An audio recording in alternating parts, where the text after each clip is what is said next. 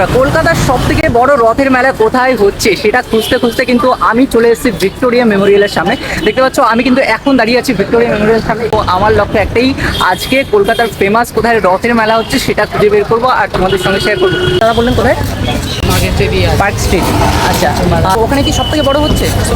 আচ্ছা আচ্ছা, ওখানে কিন্তু ফেমাস হচ্ছে। আর বন্ধুরা, আমি কিন্তু প্রায় চলেই এসেছি মেলার কাছে। বন্ধুরা, আমি কিন্তু একাই বেরিয়েছিলাম। দেখো বন্ধুরা, ইতিমধ্যে আমি চলে এসেছি জগন্নাথ দেবের মাসি বাড়িতে। আর এখানে এসে দেখি জগন্নাথ দেব অনেক আগেই বেরিয়ে গেছে নিজের বাড়ি যাওয়ার উদ্দেশ্যে। তো এখন আমি যাব জগন্নাথ দেবকে খুঁজতে, দেখি তার দেখা পাই কিনা।